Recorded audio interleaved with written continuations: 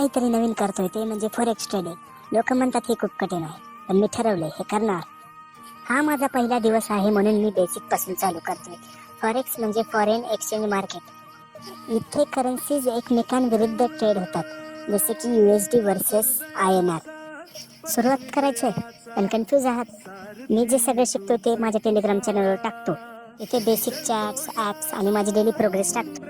हा तर फक्त पहिला दिवस आहे भावा. मी रोज थोडं शिकतोय आणि ते तुमच्यासोबत शेअर करणार आहे. तर चला चॅनलला फॉलो करून घ्या आणि टेलिग्रामवर या. चला एकत्र शिकूया आणि पार्ट 2 लवकरच.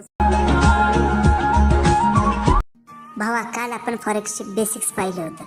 आज आपण चार्ट आणि कॅन्डल स्टिक्स कसं समजून घ्यायचं ते बघूया. ही ग्रीन कॅन्डल म्हणजे बाय सिग्नल आणि ही रेड कॅन्डल म्हणजे सेल.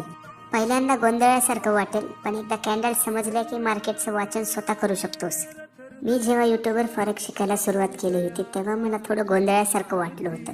म्हणूनच भावा मी बेस्ट व्हिडिओ बघतो आणि बेसिक्स आणि ट्रिक्स ते सगळं मी माझ्या टेलिग्राम चॅनलवर टाकतो. लिंक बायोमध्ये आहे. स्टेप बाय स्टेप शिकायला सुरुवात करू आणि पार्ट 3 लवकरच. काय भाऊ, सगळे ठीक ना? आज आपण सोप्या भाषेत समजून घेऊ लॉट साईज म्हणजे काय. फॉरेक्समध्ये लॉट साईज म्हणजे तुझ्या ट्रेडचा साईज, म्हणजे तू किती मोठा ट्रेड घेणार आहेस. त्याच्यात 3 प्रकारचे लॉट साईज असतात. पहिला मायक्रो लॉट 0.01, दुसरा मिनी लॉट 0.10 आणि तिसरा म्हणजे स्टँडर्ड लॉट म्हणजे 1.00. भावा, लॉट साईज जेवढी मोठी असेल तेवढा प्रॉफिटही जास्त असेल आणि लॉसही जास्त असेल. छोटा लॉट घेतलास तर बदल हळूहळू दिसतात आणि मोठा लॉट घेतलास तर बदल पटकन दिसतात. भावा, आता लॉट साईज समजलं ना? अशाच फॉरेक्स माहितीसाठी माझं टेलिग्राम चॅनल जॉईन करा.